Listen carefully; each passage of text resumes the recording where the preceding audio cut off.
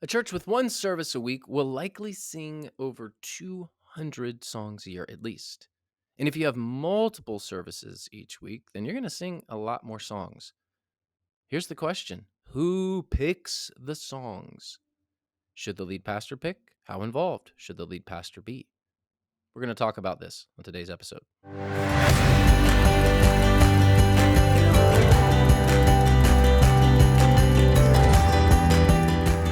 All right, songs elicit emotions, perhaps more so than any other art form. And everyone has their favorite songs. Everyone has their preferences, their likes and their dislikes. Some churches will sing thousands of times a year: Sundays, Wednesdays, groups, sometimes groups. I know in our groups, we sometimes sing.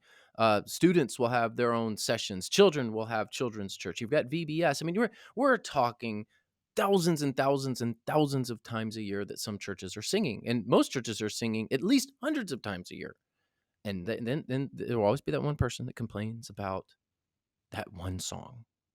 Just one? Well, yeah, well, I know, but you know, you're picking out thousands of songs, and then somebody doesn't like one. Um, people, God of earth and outer space. yeah, it's a hymn, so that's a reference to an obscure hymn in the Baptist hymnal that was written in response to a lot of the moon missions. Yes. And I believe there's a lyric in there. I don't have it in front of me, talking about flinging the astronauts into space. I don't remember I that. think there's the word fling, but I could be wrong. You can fact check me, those of you who are listening. People care more about song selection than they do doctrine. Generally, That's sad. I know it's sad.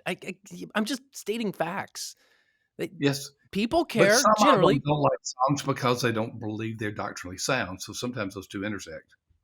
True, true, but I don't think that most people are printing out lyrics, reading them carefully, coming back to the church leadership and saying, this song may be a little off doctrinally.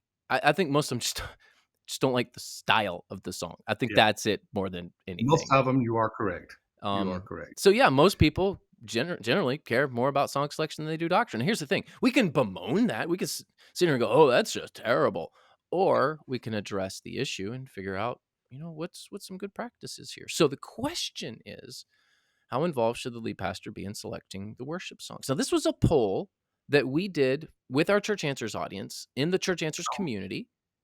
That's one of the great things about this community. They love to interact with each other.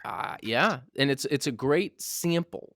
It's got all these denominations, all the different kinds of leaders, almost all of them church leaders, church pastors, church leaders.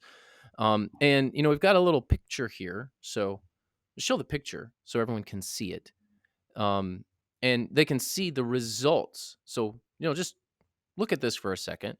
We ask our Church Answers audience, how involved should the lead pastor be in the selection of worship songs? And here are the results. Dad, do you see the results? I see the results. So hands off, 7%. Intervene only with problems, about a quarter. Provide high level of advice, a little over half. And then the lead pastor has to approve or pick the songs, about 12%. What do you Where do think? you think I would be? Where do you think I'd be on this when I was a pastor? Um, Probably intervene only with problems. No, I was high level advice. I met with my worship leader. His name was Bubba, my last one, and we talked about the worship service that was to come. What did you say? Which one did you say? Intervene only with problems. No, I provided high level advice. I provided high level advice. I did not. Well, I guess I did. I would sometimes veto songs, so that would be in the category of approve. I didn't pick them, but I'd say no, no, we're not doing that one. Why not? Well, we've done it 10 times in the last month. That's one reason. Or another reason is it really does not fit the overall worship theme. Or another one might be, nah, I just think there are problems with that one. But it was rare. I had a good worship leader, so it was rare. But surprisingly to you, because you know I'm hands off, I tended to provide high level advice with occasional approval of songs. Yeah, I'm in the intervene only with problems camp. I pretty much let the worship team go for it, and Okay. only step in when there are issues. We But reverse roles. yeah, yeah, but I have a highly competent worship pastor and a worship team and people that I trust. So I don't feel when we're talking, we're actually talking strategy kind of even beyond. song selection, because Yeah. I'm actually pretty bad at it. I'm not very good at picking out Oh, I'm bad songs. at song selection. Oh, So, yeah, I mean, definitely. I wouldn't who am I to be providing advice when my abilities are much less than other people around me? Um, totally. and so, but there are some lead pastors who were worship pastors, and they may want to be more involved because they have that ability. I just don't. So yeah, So I'm some pastors sing and some worship leaders preach. That's called their introduction to a song. y- okay. Yes. So let's walk through some things here. Um, One, I think it's a bit extreme if the lead pastor has to approve and pick every song. I mean, you're going to sit Yes. down with the VBS curriculum and go through every single one and decide. You know, No. I mean that to me seems like if you have to add up all the hours that you work in a year, I think you could probably spend your work hours better. If you feel the need to pick every song, one, either you're a tyrant, or two, you need to train up people better around you. Um, Maybe it could be like your first church where you had no idea what you were going to sing till you got there. well, okay, so here's the exceptions. So I'm just talking generally. Here's the exceptions. In my first church, I did approve and pick every song because there was no one else to do it. there was You were the worship leader, I was the worship and leader. you are good at so many things. That is not one. No, I was terrible. So I sang from a karaoke machine.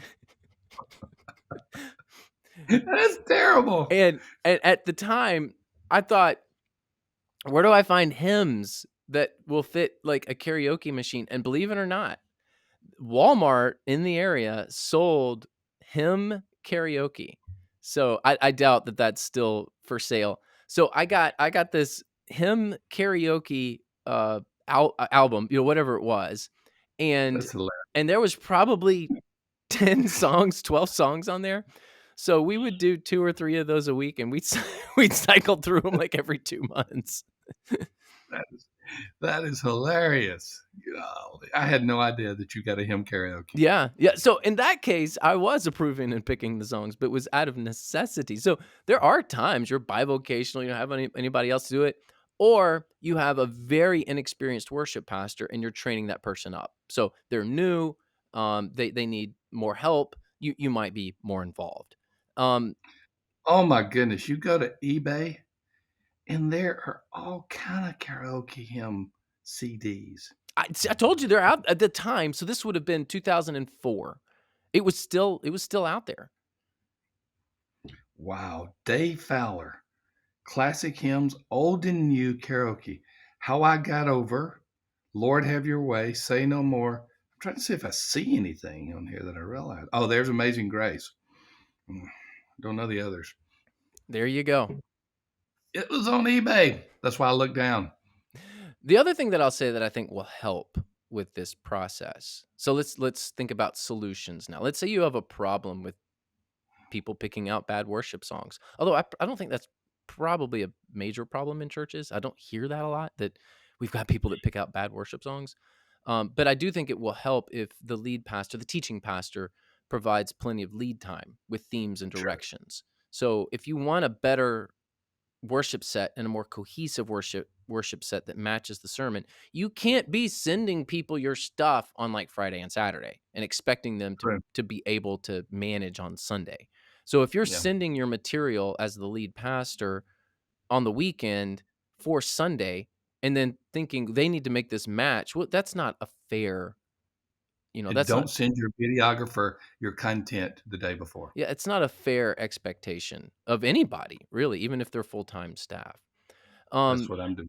And sometimes sole pastors of smaller churches with volunteers tend to do more song selection than pastors who have larger church staff. So you might be providing high level of advice. You might be approving and picking the songs, not because you just feel like you need to, but because you're at a church to where hey, worship ministry is needing more attention. Right. And I've got volunteers doing this, and I need to have more oversight here, and that would make a lot of sense. I've been in that camp. I've been the guy with my microphone. Um, I'll never forget the Sunday when somebody came up to me. I won't mention her name, and she goes, "I'm going to sing my solo today." And this was like 5 minutes before the worship service, and it was a rather memorable experience. That happened at St. Petersburg when I was a pastor. I convinced her to wait to the evening service where there would be fewer people because she was about to come up and she did her song. And yes, she did use accompanying music and accompanying lead vocals. No. So she was about 3 words behind. And I still have this horrific memory.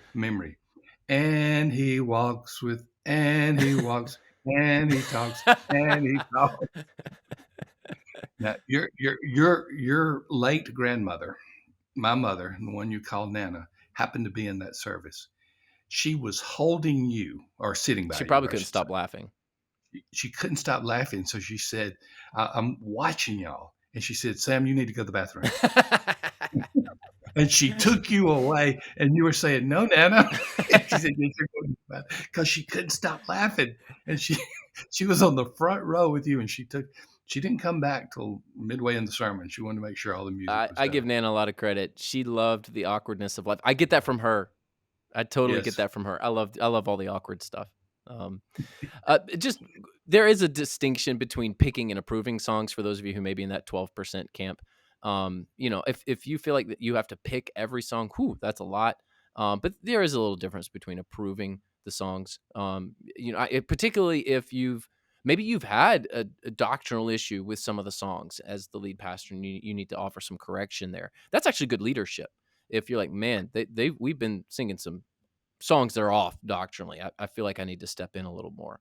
And again, at the risk of redundancy, my approval of songs in the church was not going over each of them and saying, "Yeah, yeah, yeah." It was an occasional no. That Right. was my approval. Yeah. Yeah. I would say that you're probably a little too narrow if you're turning songs down every week. You probably need Yes. to rethink, kind of Yes. your own mindset there. I do believe that a weekly standing meeting between lead pastor and worship pastor is very helpful, and I think that that can help balance the ministry and reduce tensions, especially around song selection. Sure. I have it's pretty much every week meeting with my worship pastor. In fact, I have one. It's right after this recording. At the time of this recording, Jordan's going to come in Very here good. and we're going to Tell talk. tell Jordan I said hello. I will. I will. So, fascinating results. Again, we polled our audience, so not exactly scientific, but this is a pretty large sample of church leaders across denominations, and the result. And I want to mention this, and non-denominations. Keep saying denominations, but also non-denominations. Yes, yes. Yes. Um, yeah. I when I say denominations, I include the non-denoms too, That's because a obvious. lot of them are affiliated with somebody. They just call themselves non-denom. Well, like Idea Network Well, and yes. headquartered in, And I think the yeah. world, shout out to Josh and Josh Tice and Idea Network. He's one of my favorite people, but they have a Yep. Baptist background. They're more Baptist, hmm But they're non-denom. but I I'm know. sorry. Got off track. You can finish. I'm just saying we're having a little debate here. There's no such thing as a non-denominational church. There's no such thing as a denominational church. Every church is independent. We can take this offline. But I do get your point. I do get your point. And shout out to Idea Network to our audience. You may say, who are they? You could show notes. Check them out in the show notes. They have nothing to do with us. We just like them. Good people. Actually, they do. We're a member of their network. Church Answers is a member of their network. Oh, that's right. That's right. Yeah, I'd forgotten. I'll let you know. Like a good non-denominational person, I'd forgotten. Yeah. All right, guys. Thank you again for tuning in to today's episode. Song selection is it can be quite controversial. Also, been saying this in a few episodes. Please grab a copy of my book. Would love for you to read it. Church Revitalization Checklist: A Hopeful and Practical Guide. Excellent book. Excellent book. You always interrupt me at the subtitle because it's a very long subtitle. Anyway, you can check it out. Link in the show notes. We've also got a free 30-day trial of Silver membership. Link in the show notes as well for that. Would love to have you in our community of almost 2,000 church leaders. So like the video, please. If you liked it, hit subscribe if you like this kind of content, and visit us at Church Answers, where we are growing healthy churches together.